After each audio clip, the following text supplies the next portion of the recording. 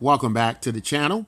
I hope you all are staying safe amidst this global pandemic, taking care of yourselves, being extra careful.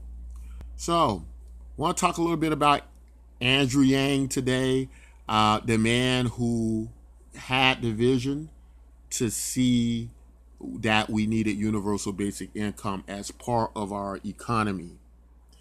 Um, Pope Francis, the Papal State, now coming out saying this may be the time to consider a universal basic wage income.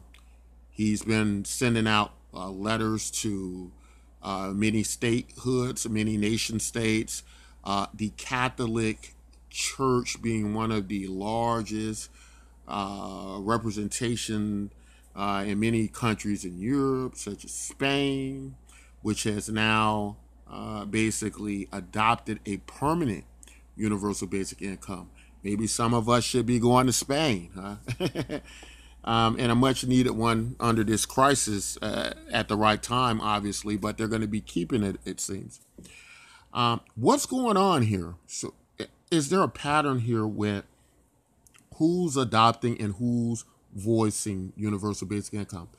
You look at people like Pope Francis, you go back to people like Dr. Martin Luther King. Um, the Dalai Lama, I don't think came out per se and endorsed universal basic income, but he's been quite vocal when it comes to equality and economics. And I think he may have admitted to being a Marxist of some sort, but I'm assuming that in the best possible way of that idea. But there seems to be uh, a lot of human elements in relation to universal basic income. And I'm by no means challenging those in humanity who don't support the idea or trying to take a higher righteous or moral authority or position. Because if I'm honest about it, a lot of my career dealt with money and finance, and I looked at universal basic income as a stimulus to the economy. I looked at it as a means to create better distribution. If we look through history, the worst economies in the world were based on imbalanced economies where you had a very minority group of people controlling most of the wealth. You had a lot of poor people. You had no middle class, right? And whereas in the United States specifically, we've been one of those countries who's held our middle class, even though we went through shrinking middle classes, and we continue to do so. So far, we've been able to hold on to that, but it is clear that we're losing that. And if you look at ideas like 60% of Americans cannot afford a $400 emergency, then this is quite obvious that this isn't the best economy that can work for us or provide the best means of distribution to avoid a situation like what happens in the worst economies in the world. Um, People first, humanity first in these systems and in economies, right? I think that is the driving element in universal basic income as well. Not just that it's does this economy work best and should we do this, that, or the other, but in the creation of our structures and systems, that people come first. People come first over profit, right? People come first over items or resources. And some of us are on a level in our walk in humanity where we understand that and we see it that way. And some of us have maybe yet to get there. Um, but, you know, however we look at this thing, this is kind of what universal basic income in our world today is shaping up to be. Looking at the virus itself as being the catalyst to create this in its devastation, it's pushed many of us to go, wow, if Andrew had held on just a little bit longer, his candidacy would look so great, because what you'd have now is you'd have this kind of expert on universal basic income in a time where many of our systems around the world, here in America, are looking for answers like that. And Andrew, being the great person he is, wasn't going to waste resources fighting under the circumstances of how he could see himself on the field at that particular time. Which kind of moves me to another thought. Whereas I had said before that I thought Andrew should leave politics altogether, just focus on nonprofits, because in my core, I feel like ultimately universal basic income will work better from people in society, us coming together and creating our own universal basic income, and so that governments cannot interfere with it. They can't pose certain rules and regulations to it, and that we would be able, through some technology, through some system, to do it ourselves without having to worry about that. But looking at the situation with a possible president like Joe Biden, should he defeat Donald Trump, many of us have been quite concerned about the health of Joe Biden, right? And, in looking at some interviews with Andrew Yang, it's come up that Andrew Yang does have a role in Joe Biden's candidacy, right? When he came out and endorsed Joe Biden, because on paper, Joe Biden was shown to be the more possibly likely candidate. And, wasting a lot of time and money and resources wasn't going to be quite helpful. It would seem that Andrew would have a place in that cabinet, should he choose to have one. But if it's going to go that route, and Andrew's replying obviously to that, talking about this is game changing, right? The pontiff of the world has endorsed universal basic income. But if Andrew was to stay in government, I would like to see Joe Biden make Andrew Yang his vice president, right? If the health concerns about Joe Biden is correct, if it's true, and if this could be a problem, or even if Joe Biden can't run a second term. If Andrew is in there as the vice president, and I think we should start pushing that, right? A lot of the Yang gang, we should support that Joe Biden named Andrew Yang the vice president, his running mate, right? Because that could be a situation where it makes it easier for Andrew to go through that door, should he decide to carry on with his political career.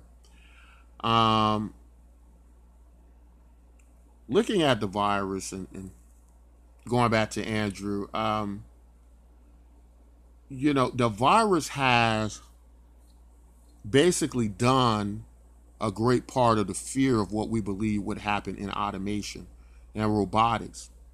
And whereas some of us could foresee this catastrophe 5 years, 10 years down the road, and in the very human-like nature of people, with a very narrow short-sightedness going, well, this isn't something we have to worry about today, so we're not going to worry about, let's do something else. We'll cross that bridge when we get there.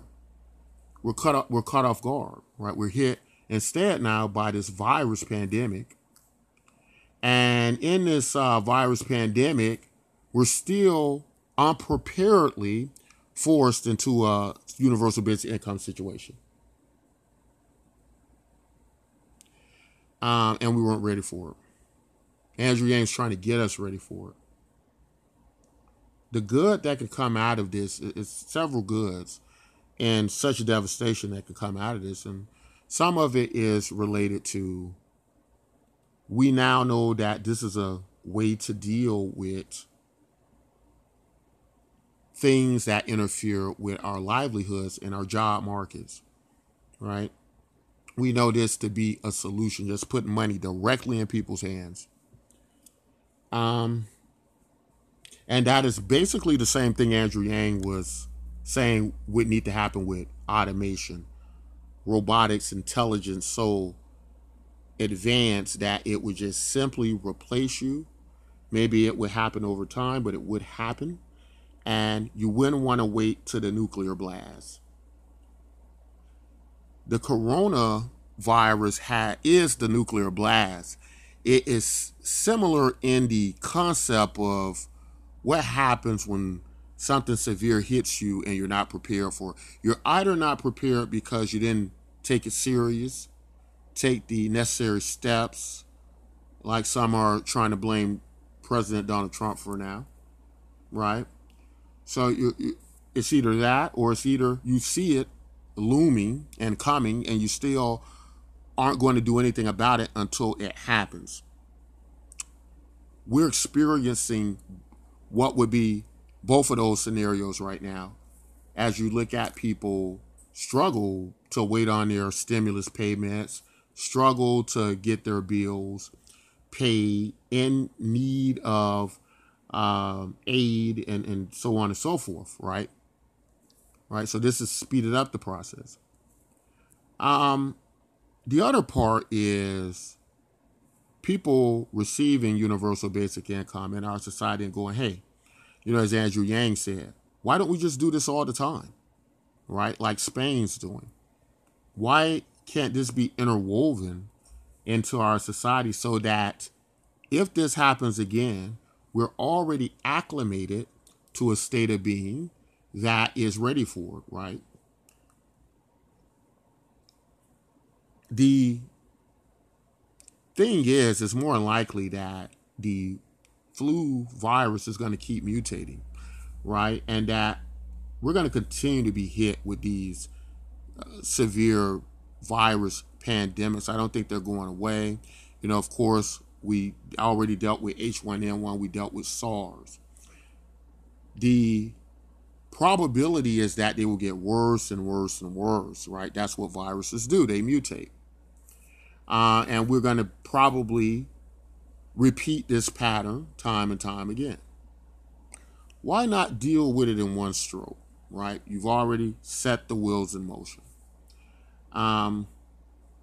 To maybe even carry this out further as UBI. Then you solve several problems in the future. That could be something. That could be a place we go forward from now in this situation.